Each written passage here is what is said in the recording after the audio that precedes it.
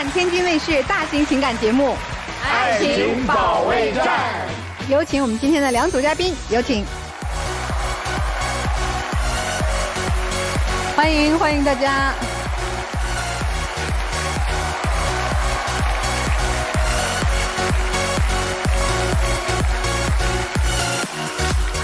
首先要疗愈的是本期第一对情感嘉宾马先生，55岁，来自河南；司机刘女士，55岁，来自河南，房产销售。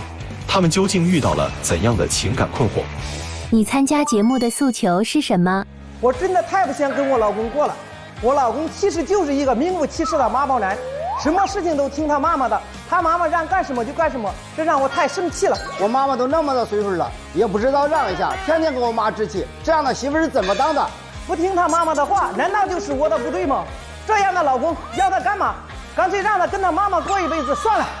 哎呀，这火气十足的哈！二位都50多岁了，还有很严重的婆媳矛盾。是的，老师啊，这怎么回事？应该不是现在才发生的吧？不是，我跟我老公是1991年认识的，那时候就是媒妁之言，父母之命嘛。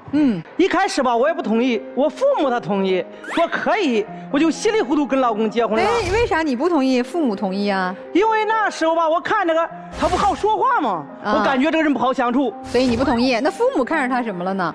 父母感觉他老实嘛，可靠，所以同意啊。结婚以后老实可靠吗？现在就是一个妈宝男嘛。大姐，人家都小年轻说我找了一妈宝男，我要跟他分手。您都是妈了，孩子多大呀？我孩子一个女儿，32岁，已成家。30多岁了还说我老公就我那30多岁的孩子他爹是个妈宝男。那他绝对是个妈宝男。哎呀，快跟你讲讲吧，怎么个妈宝法了？我女儿吧，她在大学期间谈了一个男朋友，是她高中的同学。这个事情我婆婆知道了嘛，她就跟我老公说，叫我老公阻止我女儿的婚事，不让这个男孩跟我女孩，这不是谈恋爱吗？这个事情是为啥不让呀？他因为男方家庭一般嘛。那奶奶不也是为孙女好，就说希望找个条件好一点的，这样少吃点苦吗？你要换个角度想，是不是？我妈妈说的对呀，说的。哎呦，你可不能再说你妈妈对了，人家说你是妈宝男。这女儿是不是应该恋爱自由啊，先生？是恋爱自由啊，但是根据实际情况，不是想找一个是不是条件好的啊，对以后的前途啊各方面都有帮助都有。那这个想法是你妈妈啊，就是咱老母亲灌输给您的，还是您也这么认知的？我妈妈也这样想，我们两个是一致的。是出面去干扰女儿婚恋的是您还是奶奶？他先跟我说了，我不是跟他说了吗？说不通，我妈妈也找他也说这个事儿。现在可以说是我女婿了，他们已经结婚了嘛。哦，这好事。他来到我们家就说我女儿跟他的婚事，他带着他的父母也来了嘛。那时候我老公他就全程板着一个脸呐。我肯定不愿意啊，这种婚姻我当然板脸了，我不可能高兴啊，不可能。那女儿现在嫁了以后，婚后生活过得怎么样？我女儿现在又有房又有车，又有一个可爱的孩子，多好了，多幸福呢！过得反是基本满意吧。那是不是您爱人当年支持女儿结婚这件事情，爱人做的是对的？他咋说了，反正是到现在还不承认这个事情。不，这个他很难说。品红老师，他妈妈还没发话。对，哦，没有办法这个现场说。那奶奶觉得现在孙女的婚姻算是满意的吗？我妈妈反正感觉吧，反正是也凑合吧，反正是。你丈夫真厉害。对，因为他妈妈现在说只是凑合，所以他的表态也是还可以。对，行，就这情况。这是一件事儿让您很生气，是吧？那我儿子的事情他也要管呢。我儿子现在都22岁了吧，也到了谈婚论嫁的年龄了吧？对，是吧？我儿子他非常优秀嘛，他找了一个女孩，个子在1.65米，长得又好看，非常大方。我很喜欢这个女孩，我儿子跟她谈得很合得来。这次为啥不让？这不是又漂亮个儿又高？我妈妈她提前都为我儿子都着想了。他说有一个说长得不错，身材、家庭条件都好，他非听他妈妈的。哎，这事儿婆婆也找孙子聊了，跟他孙子聊了嘛？他跟他孙子聊，他孙子就认中这一个姑娘了，什么都不谈。其实我妈妈她对这件事实际说的，我感觉还是有道理的，还是有。反正你妈妈说的都有道理，你妈妈说的一切都是对的。你母亲有没有说错过或做错过什么事？有3件。这一点一问的情况下，我真想不起来哪个做错了。你看，是这结果吧，老师。律师，你还让他想3件，1件都没有。哎呀，就是绝对权威、绝对正确、绝对服从。咱听到这儿还不能做一个完整的判断哈，这个老人可能有一些自己的偏颇的见解，他觉得我的孙子们条件这么好，就应该找一个更好的。我觉得从这个出发点，他没错哈。对。但基于恋爱自由、年轻人婚恋自由的角度上呢，老人可能固执了一些。反正啊，咱看结果嘛，儿子恋爱也没有给搅黄了，这好事儿啊。你就拿盖房子那件事吧，儿子现在结婚，我就寻思着跟儿子盖个3层的小洋房吧，这个事情不为过吧？这个事情我婆婆她还管吗？她说你不能先盖。我们2个跟我婆婆就理论起来了。我说我为什么不能先盖这个房子？你孙子都20多岁了，马上要结婚用房子，为什么不能先盖呀？然后说得让你二哥家先盖。我老公就把我婆婆送到屋里了。后来他又跟我说，让盖了，前提是有条件的。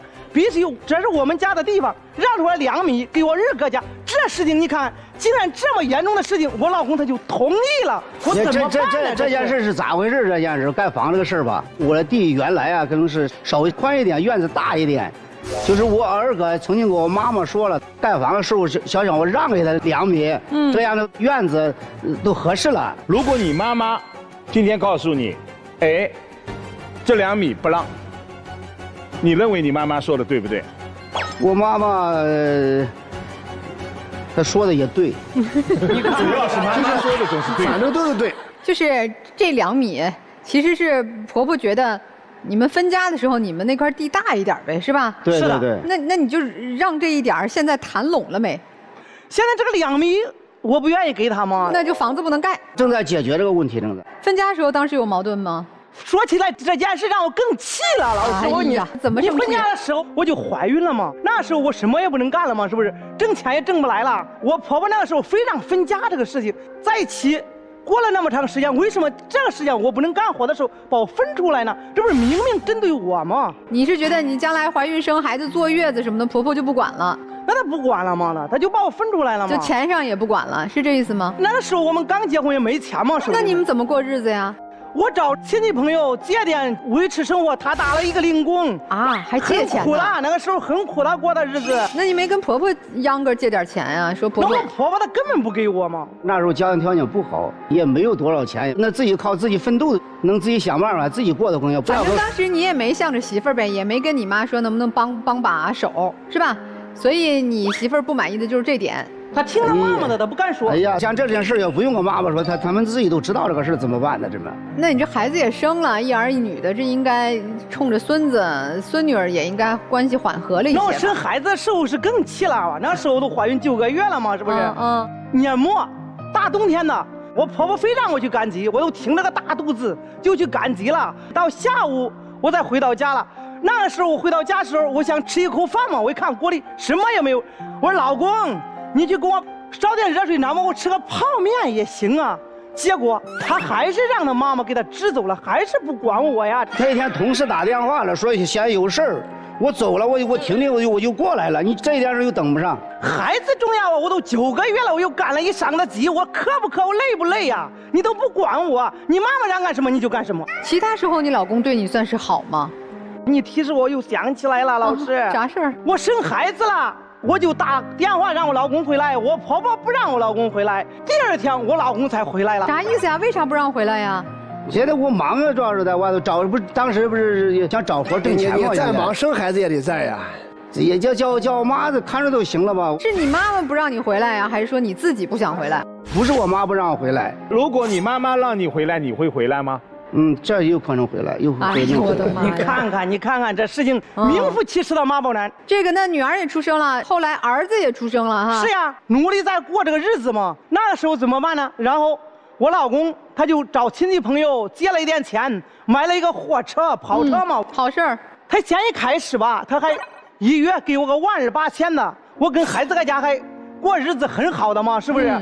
随着时间的越来越长，他大概有3、4年吧，他每月只给我2000块钱，这不也正常吗？生意有好有坏。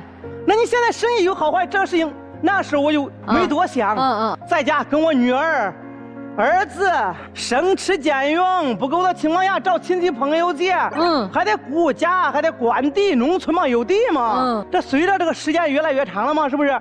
有一次我的货车，它忽然间抛锚了，在路上没法开了。我都想挣个3000、2000还能维持，现在不给我1分钱，我怎么过呀？这我在寻思的期间，他开了辆新车回来了。你知道当时啥情况啊？刚开始那个时候，这不是一个月都给他12800的吗？他平常嘞，他感觉手里有钱了，随便买东西，了，这我妈妈知道这个事儿了，这意思是回去商量，看看就这样挣钱都给他，让他保管的情况下，他有可能把钱时候啊，就随便花随便。就那我跟我妈商量了，都是个钱这样吧，咱俩放着吧，别给他了。你有几个兄弟啊？兄弟仨，3个兄弟。如果你把钱全部交给妈妈管，他担不担心？对呀，你的妈妈去接济其他几个儿子呢？这件事我没考虑那么多，我以为啥从小我妈妈就是比较那教育我请问你的2个哥哥的钱有没有交给你妈妈管？可能没有吧，可能婆婆今年高寿？80了，80了还管这事情？要不身体好的身体。现在我都55了，管到我什么时候？就是因为一直在战斗状态，所以就精气神一直吊着，他这身体好。行，那咱这事。对，我老师一说这个太对了，他脑子管用了。哎呦嗨，我这说反话呢，你这么大年纪休息休息吧，哎呀。来，接下来还有什么和婆婆的其他的？你就今天都说了吧。随着这孩子这不是长大了吗？我不想手心向上，一直跟我老公要钱，又生气。我就主动走出来，我干了一个房产销售，而且这个工作我也非常喜欢嘛。他到月就给你发工资了，不用跟老公要钱了啊，这样我不就自由了吗？没错，这个事情你看不着，我婆婆又听谁的闲言碎语了，跟我老公又告状了，说不让你媳妇卖房，这太丢人了。卖房怎么丢人呢？我没想明白。他说我的工作太丢人。我跟你说啥情况？我们这个地方对这个卖房，因为啥？他陪客户嘛。但是你对自己的妻子没一点基本信任吗？他是这样的人吗？他也不是那样的人。那么好了，这为什么这一点也但是我妈是和你妈的意见。对，他说了，都知道了。说这个工作可以不干，换其他工作，但是这个工作不能干。那我不同意。他怎么都不听。原来吧还和气气的，自从可能是什么事情呢？是我听他的。可能有工作什么啥原因，对我就是比较冲。哎，大姐，打听一下，你现在1个月赚多少钱呀？这2年房子基本上是饱和的状态嘛，现在我每月可以拿到5000。哦，那以前多的时候呢？多的时候我拿到1万多嘛。哟，那是硬气呀！他挣那么多钱，也没见他钱挣到哪去了。那当然我自己放了，以前我都是手心向上。你的钱都交给老母亲了，人家还不能自己拿着呀？我的钱给你，你不还给你妈妈吗？今天你得说实话了，明天我给你要钱，明天你的钱弄哪去了要？我的钱我自己放了，我得给我儿子呢，我都。哎呀，你反正从了卖房以后啊，这个口气是大不一样了。那你俩发生过冲突吗？发生过多，其中一次有啥情况？不是开车不是回来了吗？都晚了，当时开一天车都累呀，累了一进门他还指责我，他嫌我脏嫌我，让我换拖鞋。我说换拖鞋是多大的事啊！你让我吃口饭喝口水行不行？不行，今天你不换你不能吃饭，我自己盛饭喝。盛饭喝了，他就把饭弄到身上了。你看这回来还不行吗？饭我都给你注重了还不行吗？不就是因为一个换拖鞋，必要不必要？哎呀，你都做到这种程度，我太生气了，气了我都没法办，气了我都。从女士有了工作之后，以前的积怨全部涌上胸头，然后呢挂在口上，人家现在也不手心向上跟您要钱了，也没什么顾忌的了，咋办吧？那你们有什么诉求啊？那我的诉就是说到不让他再成妈宝男，稍微改一改，我的要求也不算高吧？就把钱交给你是吧？对，把钱他交给我吗？我们2口子过的，你一直让你妈妈保管，这什么情况啊？其实妻子的贡献是很大的，吃苦耐劳。那丈夫呢？我觉得说实话有一些没有处理好关系啊。咱也听听小辈儿的看法哈。看叔叔阿姨就感觉好像我跟我男朋友未来好像也这样，因为我男朋友他也有点妈宝男，他也是什么话都听他妈的，有很多事情都不向着我。所以你想想，33年之后，怕也过成这样啊，就看到了自己的未来了。我不是和这位叔叔一样，我没有什么事情都听我妈妈的，你不要乱给我扣帽子了。你还是有自己主见的。对，我还是有自己的主见的，我不是所有事情都听我妈妈的。老马先生，你看人家小辈儿都说你不能叫我妈宝男，我是有自己主张的，我是独立人格的哈。这厉害。您是妈宝男，被叫的是甘之如饴的，特别认同，这你也得思考一下，听听老师们的意见啊。我觉得这样子，因为已经几十年了，就是您先生改是改不了的。就是你说让他不变得那么妈宝这个事儿，我觉得他做不到。他就算今天跟你说他做到，回去他妈跟他哭一哭好一好，他又回去了。所以我觉得您现在应该想的是怎么样能够优雅快乐的过你自己的老年生活。你现在就是想你已经拥有的，然后你不要去想那么多，就是你这些年没有得到的，因为您的婆婆她就是一个这样的传统的观念，你要去改变一个老人家是不可能的，而且你还会背上一个不孝的骂名，就咱没有必要。只要你的儿子跟你的女儿坚定的跟你站在一边，他总有一天会改变。但这一天一定是可能等到你们家老人家可能100年之后，到那个时候他才会改变。因为一个人的这份孝心，我们且不说这个叔叔是不是愚孝，但他这一份真心，我觉得是不会被任何事情所改变的。辩证的来看，我觉得这个大叔还是一个非常讲感情的人，所以他不会去做什么破坏你们家庭团结、和谐统一的事情。大叔就是，我觉得你老婆其实不是说非得让你跟你娘对着干，她其实就想要你一句话，咱就是如果真的做不到，咱能不能哄一哄，咱能不能态度好一点儿？您这个老婆很优秀，很不错的，对儿子女儿的这种教育观、恋爱观、价值观，这都挺好的。你有个这样的老婆，我觉得您应该觉得很感恩了。还有就是您的母亲不止你一个孩子，所以其他的兄弟姊妹应该尽到跟您一样的赡养老人的义务，不是你一个人来承担这些东西。因为未来你和你的老伴儿养老也需要钱，你的儿子女儿也许在人生道路中还会碰到很多困难，你为什么要让你的孩子未来的抗风险能力那么的差呢？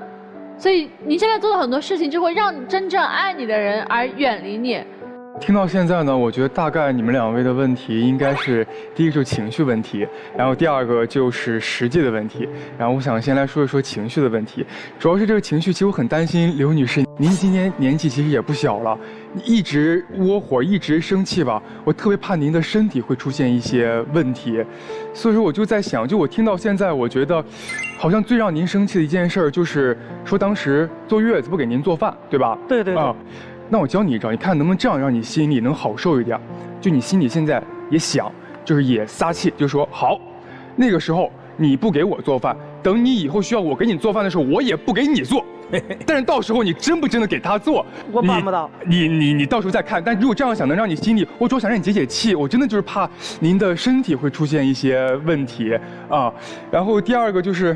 婆媳关系，您这是真的不太好解决，因为确实母亲那把年事已经很高了，你让她改变呢，其实是很难的，然后您丈夫现在说能改变，但是能变多少，其实你心里也，没谱，其实我们也都是没谱的，所以说如果3家我们轮流赡养老人，看可不可以，然后就包括之前说的那个2米让，如果可以同意3家轮流赡养的话，我觉得这2米就让了吧，我们。让个安心，好不好？好，我听老师的。这大姐是，你哪儿打着灯笼找的这种媳妇儿啊？人家小李老师做了个假设，说婆婆当年不给你做饭，你也不给她做。你媳妇儿，你知道第一句，你看着她说什么吗？人说我做不到这个，一码归一码。她对我好不好，那是我婆婆，我得孝顺。你是这意思是吧？是是。你哪儿找的这媳妇儿呀？我的天呀！啊，这30多年过得憋屈的。然后小李老师又提了个特别善良建议，说那要是能大家轮流照顾一下这个老母亲，咱那2米让出去行不行？他说行。对啊。那是行的事儿吗？当年分家分完了，是咱的就是咱的。但凡是一个强势一点，真的强势啊，不像他这叫的响，他还不舍得把婆婆让出去，让别人家里去来回走，怕别人说呢，说我不孝顺婆婆赶走了，是吧？是的。他怕邻居街坊，怕村里的大妈大爷后边戳他脊梁骨，所以我真的觉得啊，咱就从具体事上做一个调整。那2米就是你家的，当初分家，什么叫分家？分完家各自财产就分开了。那就是我们家的。再者，你拿这2米地是拿的心安理得，这几十年谁在孝顺老母亲啊？是你和你媳妇儿啊！而且人家辛辛苦苦2000多块钱，你每个月给，拉扯大2个孩子大学毕业，儿女一定认他超过认你。你别以为你跑大车赚个18000的，你的儿女就应该老了孝顺你。再说你的18000大部分也没有花在你的儿女身上，所以你要不调整，我跟你说。以后你就没好日子过了。你是跟老伴儿过日子，还是跟老妈过日子？老妈再高寿，还能陪你20年不？就你媳妇儿这体型、这体格、这能量，咱们也再陪你40年吧。啊，所以衡量清楚日子该怎么安排。到这个年纪了，孩子都长大了，该孝顺老人拿出多少精力，该疼爱媳妇儿拿出多少能力，是不是？妻子，我劝你2句啊，这个女士，消消气。你叫的想得不到你想要的，啊，你控制情绪，控制脾气，温柔的解决问题。你越赚的钱多，你应该声音越小，因为真正有力量的人不是靠声音大，是靠能力强，对吧？咱赚多少钱也是好好跟他说，他更害怕。咱们珍惜彼此啊，携手向前。哎呀，我看节目录到现在啊，这个马先生有点不服气。对吧？不服气的原因，我想可能你认为我不是妈宝男，我是孝顺。我今天跟你说一下他们2点的区别是啥啊？区别很多，但是我想概括来讲呢，可能2点。第一，就是你在对你母亲好的时候，就这份利益有没有侵害到你老婆这一方？我举个例子，我把我挣的钱交给了你母亲保存，错了，这不是你的钱。是你们的钱。第2点是什么呢？你有没有独立的思想和独立的判断能力和分析能力？其实我呢，我挺能理解这个马先生的。我觉得什么？我为什么理解你？因为你有没有发现，包括这个你老婆，你有没有发现，在整个格局中，其实最难受的是你老公。为什么呢？其实理想的婆媳关系像什么？像高速公路上2条路，2道车，我就各走各的，我并行不悖，这是最好的状态。但是现在这个，如果这2个车如果相撞了，那就出事故了。现在这个你看婆媳关系没处理好，这个马先生气质他气也不顺，他每天很难受。所以我能理解你，但并不代表我认可你啊，这2码事啊。啊，你难受你也想办法改变这种局面，把我老婆照顾好，把我老婆疼好，我把我妈哄好，这才是真正的男人。我觉得你回去跟你婆婆啊，虽然80多岁了，该普法还得普法。你说律师说了，第一，按照我们民法典的规定啊，包括我们之前的婚姻法司法解释，任何组织和个人不能干涉婚姻自由的，你干涉婚姻自由是违法的。第2个，有的时候暴力干涉婚姻自由还涉及到刑事犯罪，比如说又打又闹啊，或者其他的，这涉及到刑事犯罪，涉嫌什么呢？暴力干涉婚姻自由罪。婆婆介入过多的话，不但从情理上讲不下去，甚至违法，甚至犯罪。马先生，你应该回去把这样的话给你母亲讲一讲。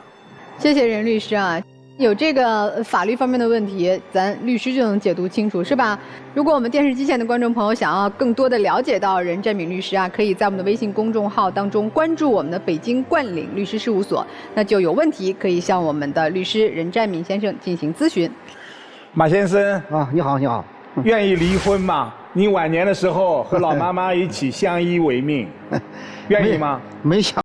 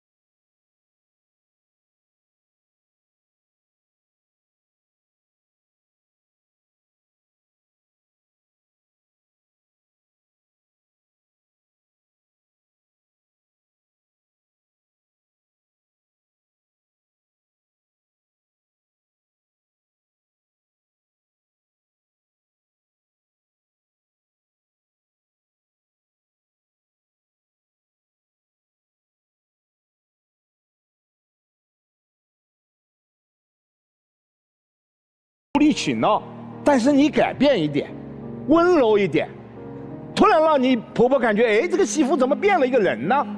然后她旁边，妈妈的耳边风多吹吹，但是一切是一个基础，妈妈管的钱，必须在录了节目以后去拿回来，这是对妻子的尊重，这是对妻子和婆婆在一个屋檐下生活33年的感谢。真的，你不要再撕裂他们的婆媳矛盾了。老人80岁了，你于心何忍？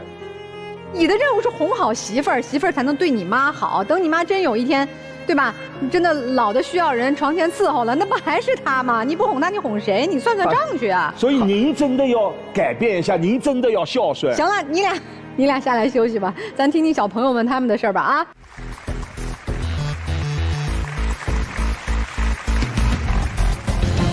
本期第2对情感嘉宾小杨，22岁，来自安徽，自由职业；小王，21岁，来自安徽，自由职业。那么，他们又遇到了怎样的情感困惑？感情中遇到什么问题？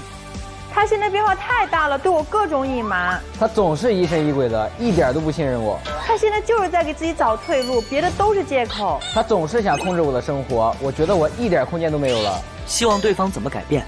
和前女友划清界限，像以前一样好好爱我。别给我那么大的压力，我真的是太累了。这没听懂啊！和前女友划清界限就是给你压力大了啊，这就是压力大，你很累。所以小王和前女友划清界限对你来说压力很大啊。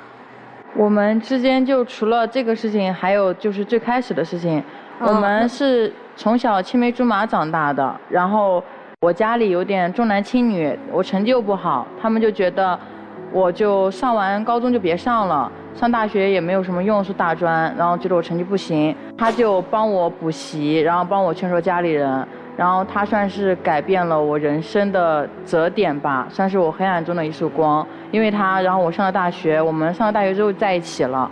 今年开始要订婚要结婚了，因为订婚彩礼的事情，然后我们之间就发生了矛盾。他现在就整个人好像就因为彩礼的事情，整个人就变了，跟以前完全不一样了。那你家突然加10万块彩礼是什么意思啊？而且我那10万块礼说加了，我也没说不给了吧？但是你妈妈为了那10万块钱彩礼，说让你去和别的男人去相亲吃饭是什么意思啊？我们家原本就是说要30万的彩礼，但是我觉得我们刚工作没有这么多钱，然后我就跟我妈说，以后等我结婚之后，我工资高一点，然后我可以再补给家里头。我就跟我妈说20万就行，我就一直磨着我妈妈，但是我就不想给我男朋友压力，我就跟他说我们家是20万的彩礼，我就想跟我妈妈那边好好说。结果就订婚的时候，我妈就说她拿不出来30万，就让我跟她分手，然后我就很难受，我就想说跟我妈妈再劝劝。当时我妈妈就一直催着我跟她分手，让我去跟其他人相亲，我就想说走个过场，别让她逼我，因为我工作压力也很大。然后当时我一到那，我就跟那个男的说，我说我是有男朋友的，我是因为家里头他们催得紧，我就想哎走个过场而已，我连微信都没有加。我妈到最后问我怎么了，我也就说人家看不上我，我就过去这个事情了。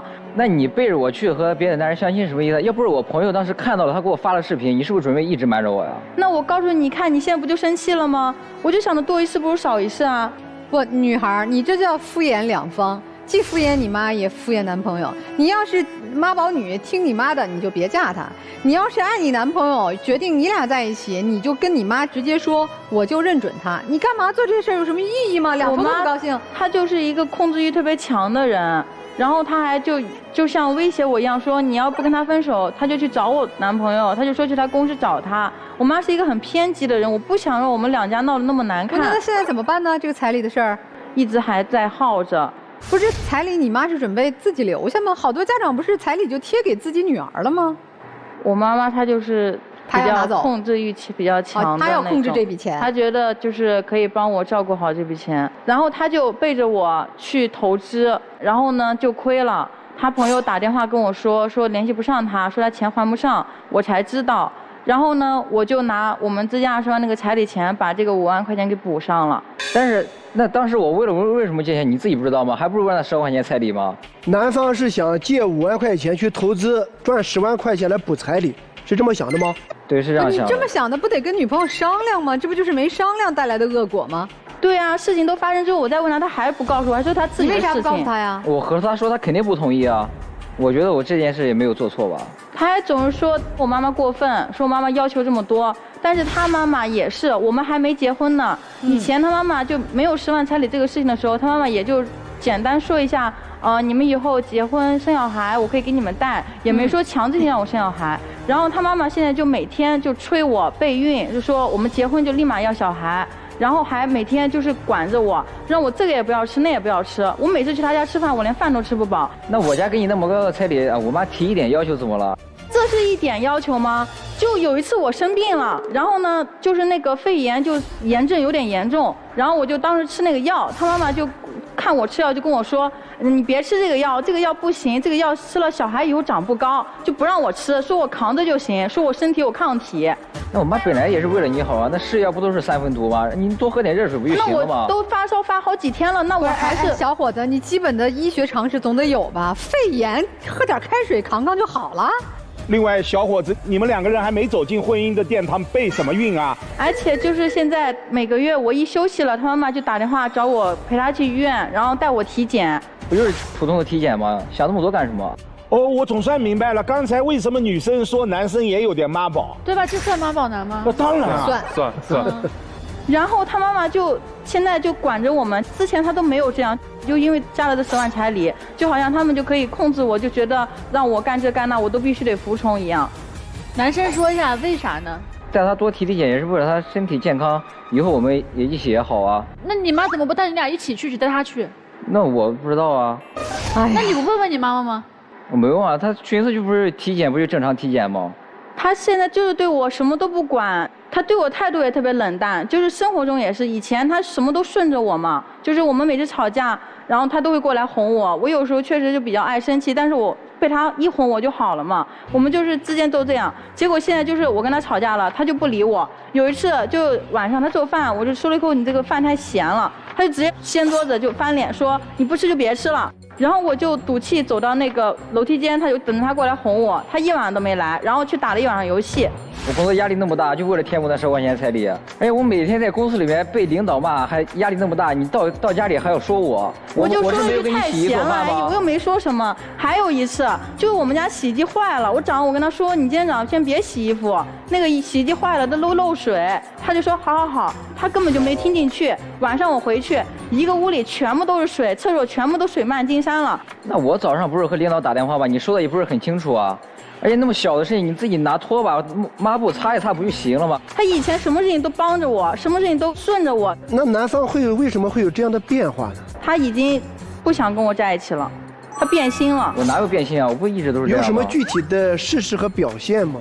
他跟他前女友一直都有联系，一直藕断丝连。你俩不是从中学就青梅竹马，怎么还有个前女友呢？就是我们大学的时候，我们不在一个学校，然后封校了一段时间。那段时间也是他对我开始冷暴力，然后我跟他闹分手，他就同意了。我们俩分手之后1个月，我又找他去和好，我们就在一起了。后头我就发现了一件事情，就是他在跟我分开的那1个月，他找了一个女孩，迅速就谈上了。当时他可能就已经脚踏2条船。不是我什么时候脚踏2只船了？你给我提分手，我不伤心，我不难过吗？他过来找我的时候，我就不一赌气和他在一起了吗？我当时为什么和他只在一起了1个礼拜而已？我当时跟他提分手是因为之前我们每天都打视频电话，然后呢之前每天都聊天分享日常，然后那段时间他就突然就不跟我说话了，我跟他说什么他回得特别敷衍，给他打视频也经常不接，说自己在外面忙，说社团有事。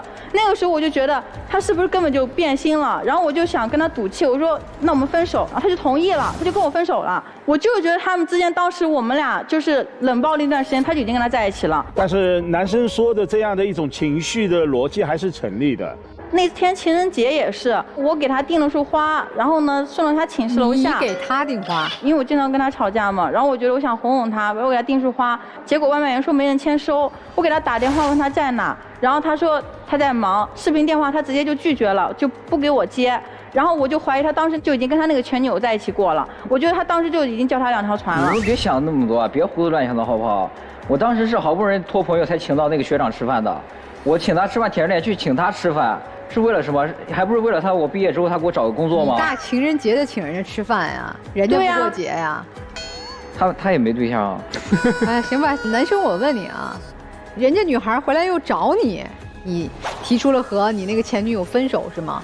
我就和他在一起了1个礼拜就和他分手了，就他在找我之前我已经和他分手了，根本都没有太多的关系。那你信不，姑娘？我不信，因为他现在跟他前女友又联系上了，他这个前女友就变成他同事了。他一直没跟我说，就之前跟我就说什么压力大，就什么他想静一会，他回家就想抽根烟休息一下。然后我看他跟手机上聊天，我以为他跟客户聊天呢。后头我去他公司，然后我才知道那同事他前女友，他们俩天天在手机上聊天，聊的比我都多。他现在就每天跟我就没什么话说，跟他说啥都是哦，然后就非常的冷淡。跟人家在手机上聊天，凌晨2点钟跟人家出去吃饭，12点多的时候他就约他出去吃夜宵，然后他就出去了。那个女生约他就出去了。他们俩说话暧昧吗？有一些。当时是他要给我介绍客户啊，我出去吃个饭怎么了？凌晨2点钟介绍客户，闻所未闻。当时确实是介绍客户啊。然后当时我不看到他那个信息了吗？第2天我看到了，我就生气，我就把他介绍那个客户给删了。他那个客户就联系不上他，就找他公司投诉。回到公司，那领导给我一顿骂，我当时都一脸懵，他还扣了我的奖金，还扣了我的工资。你应该删他前女友的微信，不是删客户的微信。我把那2个都删了。那前女友加回来了吗？加回来了。本来就是同事啊，我总不能真把他给删了吧？就因为这个事情，他不让我碰他手机了，就说我干扰他的工作。我还敢让你碰我手机吗？指不定哪天又把我客户给我删了。咱们来确认一个事实啊，虽然这确实是处了1个星期的前女友，但她也确实是现在的女同事。你觉得是有暧昧在里边的？是的。聊天内容你有带吗？我有带了，看看是究竟工作还是有暧昧啊？你看他说是什么？说什么是工作？工作时候健身卡，工作时候一起拼饭。这很显然，这就很明显。您的前女友想方设法想和你靠近，这很明显吧？我俩一起拼单，一个公司的。他为什么不能跟其他女同事一起拼单？对呀，那我怎么知道他怎么想？我问一下男方啊，你那个所谓的前女友知不知道你有女朋友？知道是吧？他是越知道越这样还发这样的信息。还有看电影的事儿啊。你看，跟我都不看电影，说他工作太忙了太累了，跟人家说一块看电影，然后还说给他带早饭吃。哎，女生，我问一下啊，你有发现他们实际的接触吗？就比如说那个半夜陪客户，我们可能有一点理不清，到底是陪客户还是私下里玩？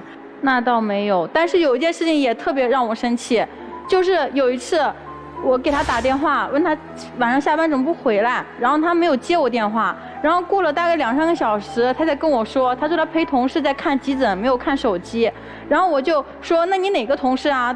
什么病要不要我去帮忙？他没回我这同事是谁，他就说急性肠胃炎，说他陪他先去输液，到后面到了快凌晨1点钟，然后打电话跟我说他今晚不回去了，陪同事守夜。我说你哪个同事？我认识吗？他说是他那个前女友。当时和我一起出去带客户，那他突然生病了，我不送他去医院，把他自己扔在那里吗？哎，男孩，你就踏踏实实陪你这个前女友吧，你别回来了。不是，就是他多想了，他本来就是生病了，我送他去医院而已。那是我多想吗？我生病了，他说什么？他说你自己买药，我现在忙没时间。哎，女生都这样了，就干脆走了算了呗，让他就好好陪着前女友吧。但是他也是很爱我，这么多年他对我也很好。然后就我感觉就是因为我们家30万彩礼的事情，好像就他现在就冷暴力我，对我态度变，就想让我逼着跟他分手，他就跟他那个前女友在一起。不是，那你这是什么话？我什么时候逼你了呀？那你这每天这么对我，你难道不是在逼我跟你分手吗？我怎么让对你了？我每天对你不都是一样的吗？还有好多事情我都没说呢。他说他想吃那烤猪蹄，就离我们住的地方有点远。然后那天我休息，完了我就赶快去坐地铁坐了1个多小时，我去帮他买那个烤猪蹄，我给他送他公司楼下，我想给他个惊喜嘛。结果他同事说他不在工位，在外面带客户呢。然后我就给他打电话，我说那个我给你买了烤猪蹄，他就特别轻飘飘的说了一句，哦，那你给他放到传达室吧，就好像我是个外卖员一样。难道就为了一个烤猪蹄过来见你一面，把客户抛下吗？他就是总是拿工作、拿客户当幌子、当借口。然后当时我也体谅他带客户辛苦，我就说，那你晚上想吃什么？他说他想吃我做的饭。我就那天看了好多教程，我给他做饭吃，回来了说什么米太硬了没煮好，然后又说什么菜太油了，说不行，然后就说要去煮泡面吃。我忙活了一下午，他去煮泡面。那就只能你说我不能说你了吗？难道你做的本来就是很难吃啊？我那再难吃，你为什么不能吃呢？那我在公司中午吃不好，早上也吃不好，晚上回到家那难吃，我说泡个泡面怎么了？哎，姑娘，我是不是叫你一块去吃了呀？你还在这跟他较劲干嘛？他就不在乎你呗。你都看得很清楚了呀，你还在这一直扯着嗓子喊啥呢？那我不是工作压力大，然后忙为了那彩礼钱吗？你看他又提的是，又说他压，他就拿这些当幌子。我觉得他就是跟他前女友要旧情复燃了。如果你们两个人即便走进了婚姻，彩礼这件事他会记一辈子，说一辈子的。我明确告诉你，男生你还想跟女孩步入婚姻吗？想啊。这30万的彩礼你还准备去筹划吗？对啊，我现在已经在准备，还在准备着呢。但其实你嘴上说的和我们听女孩描述的你们的现状是不太吻合的，听起来你对她确实不太上心了哈。咱听听这个叔叔阿姨对你们小情侣的感情有何见解？我想问一下这个女孩子吧，你最低的要求是啥呀？最低的？我就希望他跟他前女友可以划清界限，不要再有联系。这个男生来，他提出的条件你怎么样能办到呢？我肯定可以做到的，他就是想嘴上太多了。他每次就这么哄我说什么，我下次不会再这样了，下次他还犯。你能把他微信能删掉吗？能？可以删掉。你可以考验的。我感觉这个男孩他明显的他已经不像以前那么爱你了，因为呢10万块钱一直在处处给你找事，你可以适当的放弃这段。其实阿姨看得很准。来听听老师们的建议。你不应该把他看成是你人生中的救世主，他并没有改变你的人生轨迹和命运。只要你心里是想往这个方向走，往这个方向去发展的，哪怕当时你的父母没有让你考学，你最后自己也会自考的。所以不要给你的人生跟他的这个际遇加那么多滤镜，然后给自己加那么多想象的这种情节，不是一方救赎谁，清醒一点。你的世界里面应该先有你自己，你先要爱你自己，你才会被别人爱。他想吃烤猪蹄，你跑大老远去给他买，还买送到公司楼下。如果你是我的妹妹，我就现在告诉你，这不是你应该做的事情。你现在应该做的事情就是让读书，给自己赋能，然后多锻炼自己，让自己去赚钱。你就再也不用被你的原生家庭所控制，像卖女儿一样的讨价还价。我特别能理解这个女孩，就是她其实是很想跟你结婚的，就是她面对她的母亲，她没有办法。就你们俩之间，这个女孩更想跟你结婚，因为她太想脱离她的原生家庭了。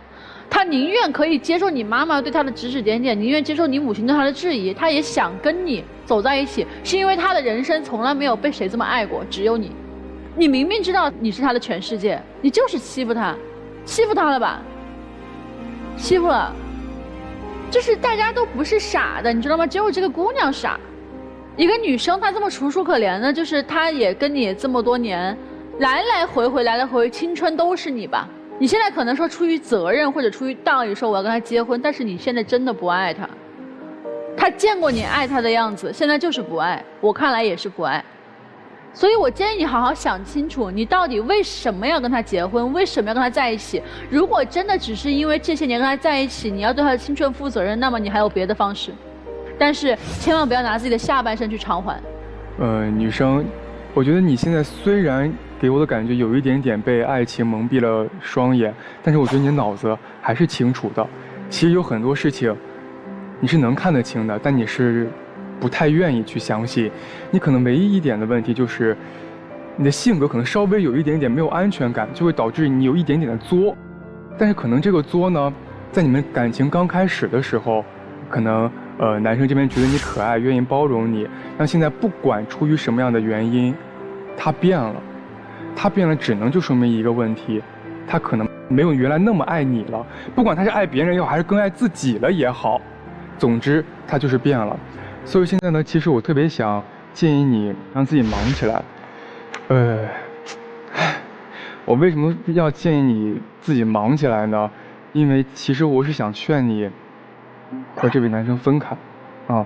但是我知道现在可能劝你分开你会非常非常难受，因为有个东西叫戒断反应。但是如果你这个时候让自己忙碌起来呢，可能这个情绪就不会这么吞噬你。因为我希望你跟他分开这1个月、2个月、3个月，你给你自己一点时间，也给这位男生一点时间，你考虑考虑，你们之后的路到底应该怎么办，还适不适合再继续在一起了。男生这边，其实我是对你有一点生气的，因为第一，我觉得你有点在道德绑架这个女孩子，你张口闭口的就是说努力工作是为了这10万块钱，为了给她更好的生活，其实挣钱不是给你自己更好的生活吗？现在其实我看你俩的沟通呢，我觉得你已经不爱这个女孩，但这是我觉得。如果你想反驳，如果你觉得你真的爱这个女孩的话，好，如果她选择跟你分开了，你再追她一次，你再轰轰烈烈把她追回来。姑娘，我跟你说啊，就算你现在嫁他了，你家让成20万彩礼，或者他家拿出来30万的彩礼了，我已经能看到你们婚后的生活，你会一堆一堆的眼泪。他一会儿同事生病了挂水他得赔，他一会儿什么哪儿来了个以前的老同学，他得去请人家吃饭，而且大言不惭说我什么都没干，然后把自己的小娇妻晾在家里流泪到天明。这就是你未来的婚姻生活。我没有吓唬你，你们俩现在还没有到结婚的地步，才20出头的年纪，他就敢这么嚣张的说我就是陪他了，怎么了？同事啊。他这个时候就好意思站在这儿这么说话，以后你且有苦要吃。我们都说女孩子要独立，要有自己的生活，精神上、物质上、情感上都要保持独立。你也知道，但你和他相处你改不了。我们如果说和一个人形成了紧密的链接，彼此依赖，我觉得也是好事儿。你愿意给他送一份他爱吃的猪蹄，他特别开心的收下，忙里偷闲叼一口，给你发个小视频说宝贝儿，你这太好吃了，然后他又去忙，那你们可以互相依赖。但他不是这样啊，他忽略你啊，所以我们也不能说你错付给他，毕竟你们一起成长，也有过很多美好的回忆。但至少今天你的付出在他那儿得不到应该有的回馈，所以一劝你要独立，二即便以后我们找一个人相互支撑、相互依赖，也不是这种类型的。你得找一个懂你的内心的对爱的渴望，懂你需要和一个人真的是并肩携手、同心同德朝前的这份情感的人。他不懂，他也不需要，你就会错付，懂吗，姑娘？男生，我跟你讲啊，你不珍惜这个姑娘也不重要，20出头年纪，以后还有大把的人生。但如果你是这样一个一点儿不坦诚，然后还特别自以为是的状态，你也找不到一个姑娘愿意陪你的。你去试问天下所有的小姑娘，谁能受得了自己男朋友整宿守着前女友打点滴？你还大言不惭说那就是同事，给人家女孩一个交代。是在一起，拿出在一起的真心；是不爱了，咱就坦诚的放弃。哎呀，你们这个事啊，表面上是钱，实际上是一种态度。从男方的这个父母来看的话，他说是为了出于你的好，你包括男方也一直坚持，我让你检查身体是为了你的健康，甚至为了将来的生孩子备孕。但实际上你发现没有，这里面也有一些不认可和挑剔。从你母亲来讲，其实我认为彩礼啊差10万块钱不是事，主要是你母亲呢拿着10万块钱给男方一个态度，也是对他不认可。所以我说啊，你这个表面是钱，实际上是一种态度，而且这是一种拒绝的态度。双方家庭都在拒绝你们各自，你们将来的婚姻啊，包括现在，不是简单的你们俩之间的事，也得考虑到家庭的接受度和接纳度、认可度。哎呀，我们拿民法典婚姻家庭边衡量衡量你们到底适合不适合吧。3个互相：第一，互相忠实；第二，互相尊重；第三，互相关爱。先说忠实吧，男方虽然说我不喜欢前女友，但实际上，包括一些，比如陪她看病呀、看电影呀、共同吃早餐呀，包括这个微信删了又加回来，包括频繁的接触。尤其是在凌晨的接触，男方做出这样的一系列事情，我不可理解，甚至我把他认为就是不忠实。第二点，尊重。除了猪蹄事件之外，包括你给他说的一些，比如说这个洗衣机的事件呀，他实际上话就没听进去。但男方说他怪你声音小，所以说你们种种这些事情，我认为是不尊重。第三点，关爱更谈不上了。如果他把对那前女友的关爱用到你的身上，你们今天就来不到这里了。忠实、尊重、关爱。反正我现在是没看到。谢谢任律师啊！如果我们电视机前的观众朋友想要更多的了解到任占敏律师啊，可以在我们的微信公众号当中关注我们的北京冠岭律师事务所，那就有问题可以向我们的律师任占敏先生进行咨询。感情的变淡，它是无法掩饰的。男生的。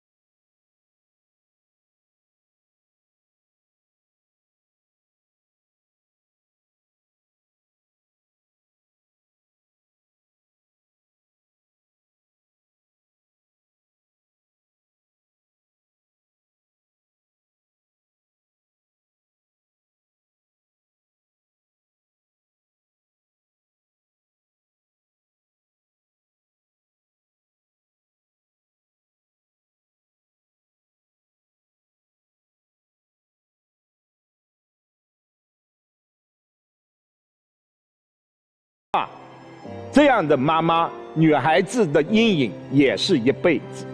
哎，老师们都给出了建议啊。至于你们小情侣未来何去何从，你们自己做选择。总之，现在不是最好的立刻要结婚的时节，好不好？我们也请两组嘉宾回到转门后边，看看你们的最终选择。来，有请两组。如果您有情感方面的法律困惑呢，也可以私信告诉我们，我们将请律师在节目当中为大家来进行解答。收看我们节目的完整视频呢，欢迎您登录腾讯视频和优酷视频来观看。第一组夫妻啊，他们会出来吗？于老师？肯定出来，肯定出来哈。任律师呢？刚才两个人的表情已经100%能出来。肯定会出来。肯定出来哈。来看看他们的选择，请开门。哎，没嘛。哎，出来了，吓我一跳！吓死我了！哇呀，拉着手出来了，手都拉上了。哇，你们两个人真吓我们一跳啊！老婆以前这个脑子有点混，现在就通过老师这个讲解，我心里现在清楚了。以后反正是都听你的话吧。再给你一次机会吧，看你的表现。不是，帮一下吧啊，帮一下。谁想搞？不好意思。不哭。这终于哄媳妇儿了，不哭哈。对，但这个眼泪也是一种释放哈。这是个好媳妇。祝福你们啊！谢谢祝福你们。尤其是对婆婆嗓门轻一点啊。好的，老师，谢谢，保重身体啊，保重身体，谢谢老师，再见。哎。